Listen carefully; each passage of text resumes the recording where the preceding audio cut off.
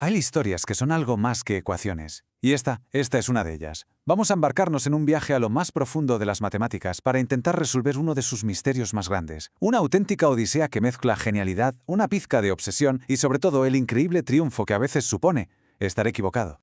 Pero ojo, esta búsqueda épica arranca con una advertencia muy humana. El investigador Marco Yere, después de meses completamente inmerso en su trabajo, recibe esta respuesta de una inteligencia artificial. Y esto nos deja claro que no estamos hablando solo de números. Es una historia con un riesgo personal enorme, donde la línea entre una revelación genial y el delirio es, bueno, peligrosamente fina. Bien, vamos al lío. El desafío es sencillamente monumental. El objetivo es encontrar el patrón oculto en cómo se distribuyen los números primos, esos ladrillos fundamentales e indivisibles de las matemáticas. Se cree que la clave está escondida en los ceros de una herramienta matemática súper compleja llamada la función z de Riemann. Resolver esto no solo te hace ganar $1.000.000, sino que es como desvelar la música secreta del universo matemático. Poca broma. Y en esta odisea el primer acto es un momento de éxito, un éxito tan apabullante que parecía el final del camino, un instante en el que dio la sensación de que el código del universo se había revelado de repente. Todo, absolutamente todo, se resume en este número. Una correlación casi perfecta. Intentemos imaginar la euforia. Un modelo que predice dónde están los ceros con una precisión de 7 nueves. Era tan bueno, tan preciso, que parecía imposible que estuviera mal. Parecía la respuesta definitiva. El protagonista de este primer éxito fue el llamado modelo V2, y su secreto parecía girar en torno a una constante mágica, alfa, con un valor de 0,2084. Daba la impresión de que era la llave universal, la firma fractal que gobernaba todo el cotarro. Un hallazgo que era, quizás, demasiado perfecto para ser verdad.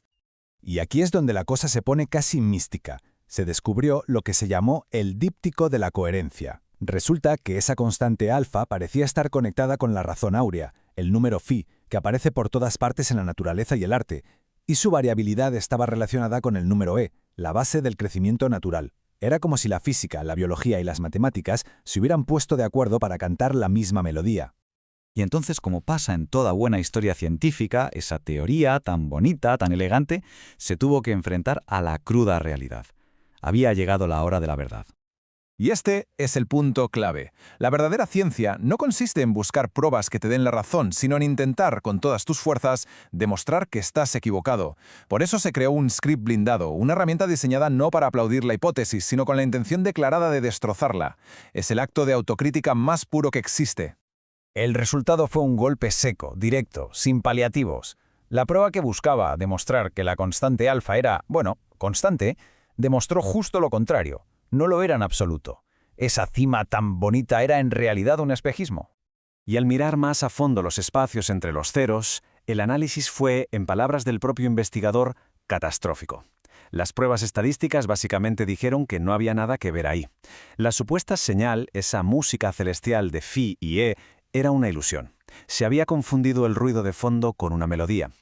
Esta frase es la lápida de la primera gran idea. Toda esa estructura tan elegante, el díptico, la constante perfecta, todo se vino abajo, ahogado por el ruido estadístico. Un final que podría parecer desolador, pero no es el final de la historia. Y ahora vamos a ver cómo la historia da un giro espectacular, porque en la ciencia, muchas veces, la respuesta no está en el éxito evidente, sino escondida en la naturaleza del propio fracaso. Resulta que el propio ruido, tenía algo que contar. Aquí está la revelación, el giro de guión.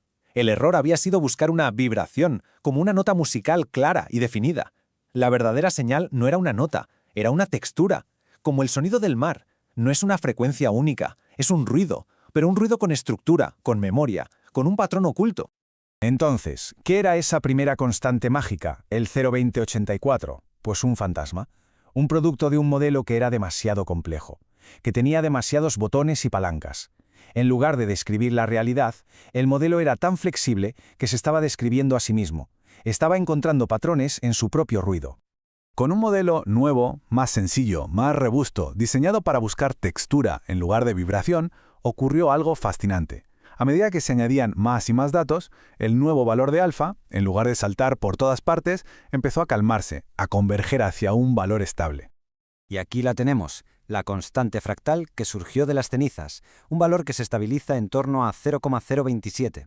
No es tan espectacular como la primera, no canta canciones sobre números místicos, pero tiene algo que la otra no tenía. Es real, es estable. Y esto es lo que demuestra el increíble poder del fracaso. De las ruinas de la teoría original nació algo totalmente nuevo, el operador fractal. Una herramienta matemática nueva que formaliza esta idea de textura usando conceptos muy avanzados que, para que nos entendamos, sirven para medir cómo cambia algo de una forma fractal, no uniforme. Y este nuevo alfa nos da una cosa llamada dimensión fractal, en este caso de aproximadamente 1,027. ¿Y qué significa este número? Bueno, no es 1, que sería una línea perfecta.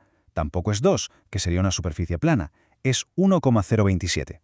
Esto sugiere una imagen alucinante. Los ceros de Riemann no están puestos en fila india en una línea perfectamente recta. Más bien, viven en una superficie que es casi una línea, pero que tiene una rugosidad, una textura fractal infinitamente sutil. Y así llegamos a la gran lección de toda esta odisea. Un viaje que no termina con la respuesta que se buscaba al principio, ni siquiera con la segunda, sino con una verdad mucho más interesante sobre cómo funciona la ciencia y el descubrimiento. Este es el resumen de todo el viaje. Empezó con una idea casi perfecta que resultó ser un espejismo. Siguió con el fracaso, que llevó a una segunda idea, la de la textura con un alfa de 0.027. Pero faltaba la prueba de fuego, comparar el modelo con los datos reales, los 100.000 ceros calculados por Odlyzko. ¿El resultado? El alfa real de los ceros de Riemann es casi cero, prácticamente 0.001. La hipótesis fue rechazada de nuevo. Pero el marco, el operador fractal, eso sí sobrevivió. No es un fracaso final, es el método científico en estado puro. Esta reflexión, de hecho, lo resume a la perfección. La Odisea no encontró la ley que buscaba, pero dejó un mapa que te dice por aquí no vayas, pero que, y esto es lo importante, nos ha dado una nueva brújula, el operador fractal, para saber hacia dónde dirigir la próxima expedición. Y todo esto nos deja con una pregunta en el aire para darle vueltas. Esta historia nos enseña que el camino hacia el conocimiento no es una línea recta. A veces, la belleza de una teoría es una trampa. Y solo aceptando el proceso de equivocarse una y otra vez es como de verdad construimos algo que vale la pena. Quizás no una respuesta final, sino una forma mucho mejor de seguir haciendo preguntas.